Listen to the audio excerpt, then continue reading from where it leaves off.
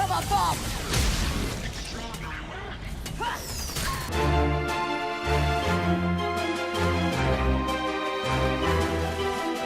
is going on, YouTube? This is Jim, back with another video, and today I want to talk to you guys about LawBreakers.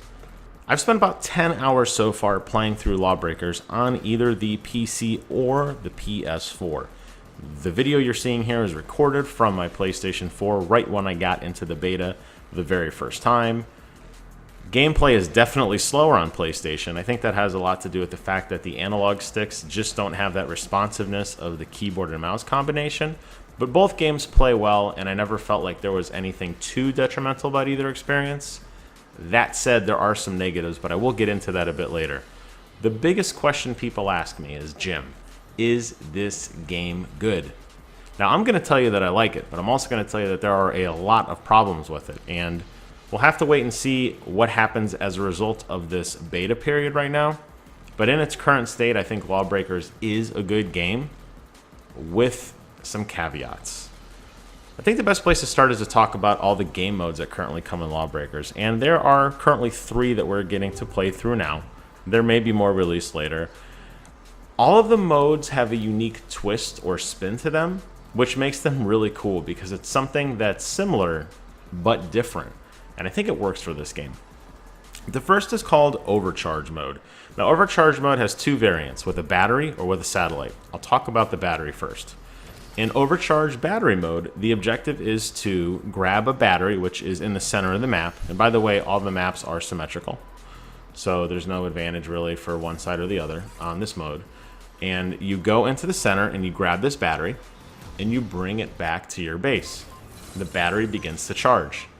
And it's 0, 1, 2, 3%, all the way to 100. After 100%, there's another timer, a score timer that starts, that begins to decrease. Once the timer reaches 0, you get a point. While this is happening, obviously the enemy team is trying to take the battery away from you and kill you and bring it back to their base. Now, the battery remains charged regardless of where it is in the map. So if you capture it and you get it to, say, 50%, and the enemy steals it, as they're running it back, it remains at 50%. When they plug it into their base to continue charging, it picks up right at 50%. There's no diminish. Only will you get to the very end when you get into that score timer does the timer actually really start to decrease and it stays decreased. And also the battery can't be picked up instantly. You have to stand on top of it for a few seconds before it comes into your inventory. Now this is actually a really fun mode because even if you're a team that is dominating or being dominated, it only takes, let's say the other team gets it to like 95% and you finally capture it and bring it back to your base and can withstand the onslaught and score. It does require, basically teams to be on the entire time. There's a lot of engagement and there's a lot of as the battery's going up and you're not getting it, you may be getting worried or you may be thinking, well, we're going to kind of sandbag them. We're going to take it back at the last second. The other overcharge mode is satellite. Similar, where you bring the satellite back to your base and you charge it and a percentage goes up. The difference here is that each team is independent timers. So that's maybe your more traditional mode. So if I have my satellite charged at 90% and then you steal the satellite and bring it to your base, I'm still at 90. You may be at 1, 2, 3, and I'm still at 90. That's a really fun mode. The second mode is called Turf War. Now, Turf War is very similar to Domination in the fact that we know of all these games. Battlefield is probably the most common conquest, if you think of that, where you go stand on a point, and then after a few seconds, you get the point and you own it. And you get, something happens, right? You get points or it counts to 1,000 or something. In Turf War, when you grab a point, it's locked for the rest of that round. So there's an A, B, and C point. Once you grab the point and you own it, it's locked. The other team can't get it until the next round. So there's 3 points in each round that could be getting. You might get all 3, you might get 1, you might get 2. The first team to 15 points wins. Now, in between rounds, the game doesn't stop and it sends you back to the spawn. You're still running around and it goes into intermission. But during intermission, you are still actively playing. You just can't score any points for Turf War. But you could still go set up for the next point. You could rush a point. You could just go around and want to do random team killing, go back and get some more health at the health station. It's kind of up to you. So you get these kind of lulls almost in a sense, but it's not really a lull if you think about it. It is a kind of setup in between modes. And it's really, really fun because you know, you catch a team that's not paying attention, and you have to, you know, really be engaged. You're noticing a theme here, right? Obviously, I mentioned before, all the maps have a different spin to them, but all the maps require you to be on your game at all times. There's really no lulls. Once the game starts, everything's happening for a reason. The last mode is Blitzball mode. In this mode, there's a ball in the center of the map. You pick up the ball and you bring it to the enemy team's goal to score a point. Unlike the other two modes, the ball picking up is instant. So on the battery and the satellite mode, you have to stand over each one for a few seconds, and in turf war, you have to stand on the point for a few seconds to cap it. On Blitzball, it's instant. So you fly over the ball, you already have it, you're already running. For this reason, I think this is probably the weakest of the three game modes, because there are some really twitchy, fast movement players that have like grappling hooks, teleports, sprints, that sort of thing, that even if you're in position to defend, they can still just blow right past you. You mostly will kill them after they've already scored the goal, but they're still going to score the goal on you, and that's really all that matters in this game mode. Another caveat with Blitzball, to make it unique, just like the other two modes, is that when you have the ball on your team, a shot clock starts. So you can't grab the ball and go turtle somewhere. You have to shoot and score. If you wait too long and the shot clock diminishes and goes to 0, the ball is reset.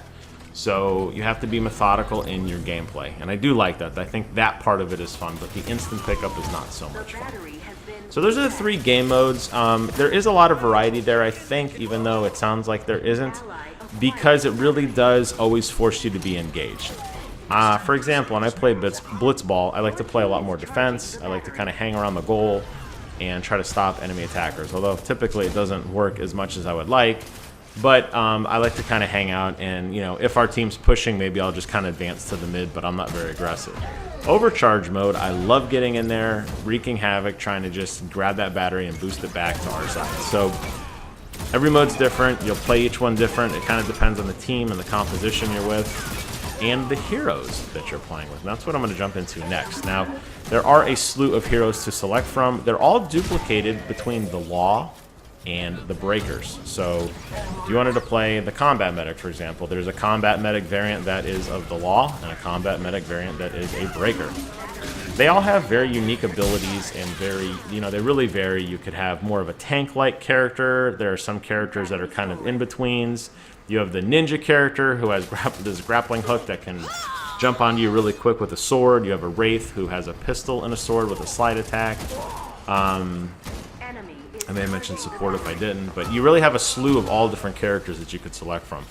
And each one does have different abilities that really help kind of, you know, their kit, just like the hero shooter. And this is the first time you've probably heard me mention that, because Overwatch and Battleborn and Quake and Paladins probably could all be qualified as what we know today as the hero shooter. The difference with LawBreakers, and the reason why I don't really compare it to those games, even though I guess you probably could, is that ultimately skill is what's going to determine your fight. Even when you have an ultimate ready to go on LawBreakers, it's not necessarily an instant kill, and it's not one of those things where you just are going to get blindsided, like, for example, with Hanzo's Dragon. It doesn't work like that. The ultimate is still a skill shot that you have to shoot or do.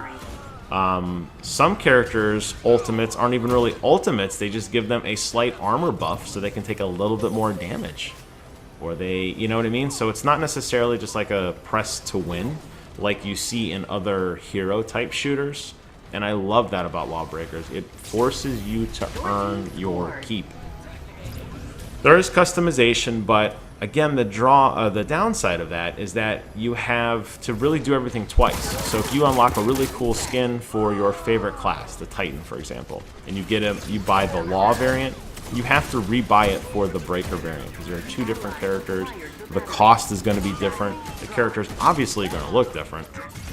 So everything kind of has to be earned in duplicate, and that is frustrating because it's not like you get to select when a map starts whether you want to play on Law or Breaker. Now, other than that, the characters handle the same. They obviously have different voice lines. They're different personalities altogether, but they handle the same. It's just the vanity items aren't necessarily going to be the same. So if you really spend a lot of time upgrading a character and it just so happens that it's the Law, and then you start around and you're on the Breaker side, you may say, well, geez, where's all my cool stuff? Well, unfortunately, you have to earn it again. I don't like that. But there are a slew of items. There are sprays and vanity items and different customizations and gears and color palettes. You know, a lot of things that I think we are kind of grown to expect in these games, they're definitely there. You have these loot boxes that you can earn at the end of, you know, you're in these credits, they give you loot boxes, or there will be microtransactions where you can buy more. They vary in quality from nothing to boss. Instead of legendary, they call it boss, a rarity, which are, you know, really, really great. You know, glowing guns, special body armor, that sort of thing. However, you know, again, you have to do everything twice, so keep that in mind. That said, hits and misses. So now you got a kind of a taste for what the game is. I've talked to you briefly about the game modes, the heroes, kind of the customization that goes into it, the movement. What makes this game work? Well, I think, honestly, the biggest thing it has going for it right now is that it's going to be a budget release. It's not going to sell at a normal price. It's going to sell at a reduced rate. Cliff Bleszinski was very, very passionate about this. And a little brief history. When this game was initially announced, it was going to be a free-to-play title. And at some point, the team decided we're not going to make it free-to-play, but we're not going to charge a full $60 for a multiplayer-only experience.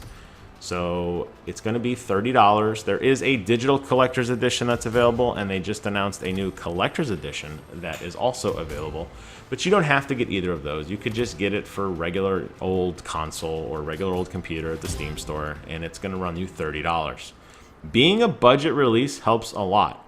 I think a $30 price point is good for a game like this that only offers a multiplayer experience. So when I read you some of the negatives later on, keep in mind, this is more of a budget release.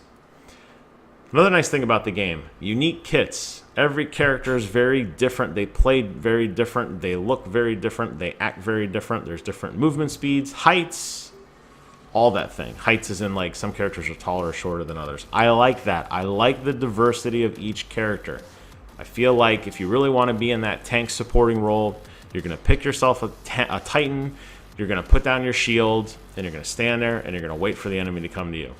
And if you want to be a griefer and run out there and you want to play as a wraith and slide into people and knife them in the face, you could do that too. Both play differently. There's no hard counter for one character to another. So it's not like a team of Bastions will be destroyed by a single Genji or anything like that. Yes, another Overwatch comparison. Because it's skill-based first and foremost. As a result of that, teamwork makes the dream work. 2 guns is always better than 1, and it's great to hunt with your friends, and you will find that playing as a team, especially if you team up with a combat medic, or at least another support type character like a tank or something like that, you'll find you make it a lot farther in the game and you're not dying as fast because you guys kind of complement each other's abilities. Another cool thing about this game is the momentum in this game, this zero gravity element that exists in the game. Now, I guess technically it's not zero gravity, it's just very reduced gravity. But there are pockets of gravity on the map in which you can really fly around and, you know, loop-de-loop and that sort of thing if you wanted to. What you really want to do, though, is use those areas for maximum momentum for the areas where there are not gravity. That's you go flying into combat at breakneck speed, and that element of the game feels fast and fresh and fun. So much so that the game designers actually implemented an ability to backfire. So while you're running forward, you can press a button and your character will shoot behind them for more momentum to continue propelling them to fly through the air even faster. And it's this breakneck snapping, flying into the point at rapid speed that really increases the game, you know, I think a lot more fun, because I said it does have a tendency to slow down and be more methodical, especially on the PlayStation 4 version. But you can get the same effect on the computer version, unless you're breaking things up and flying through there, and I like that. And lastly, I wouldn't say this is anything really unique to this game, but there are a slew of stats that are available to view after each and every match. So you can see what kind of gun you had, what kind of accuracy you had, who you killed the most, who you killed the least, all that great stuff's there if you want it. If not, just blow through it and get right into the next map.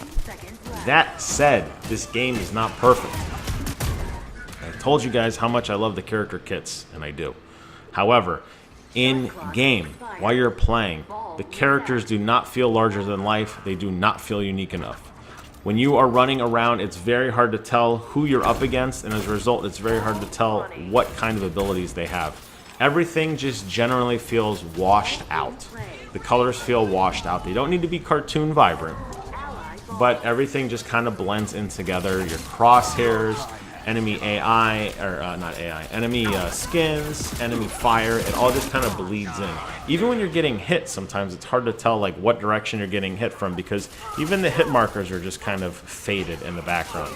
I don't think there's a very good job of depth that was put into this game, and as a result, I think a lot of times the combat feels flat, and it doesn't feel like you're making a large enough impact in the world.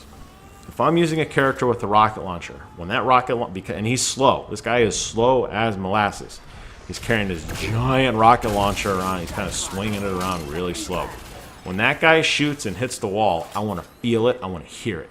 Instead, you get this very kind of canned-looking explosion that doesn't really feel like you did anything useful. When you hit a character, sometimes they don't even go flying away. They just kind of keel over, or they insta-gib, which... don't get me wrong, I like the gibs, but the ragdoll physics sometimes get wonky, and sometimes they don't really work very well at all. As a result, you just feel like you're not leaving your mark on this world, and I don't like that. Another thing is, I did like the zero gravity, and I mentioned that to me it works best when you're flying through it. I think that's because a lot of physics get messed up in there, and a lot of characters, like the combat medic, for example, that relies on a grenade launcher, is going to be absolutely useless because there's no splash damage in these modes because everybody's flying through the air. So it really limits what characters go into what zones, and when you're trying to fight over the ball or the battery, which will always spawn in a zero gravity type zone, if you want to play as like the guy with the rocket launcher, or you want to play as the combat medic, you're going to find that it's very hard to be effective early on.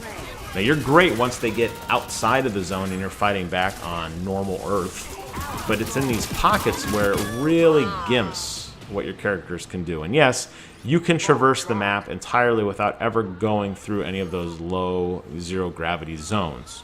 However, the most efficient way is through them, and that is where the objectives lie.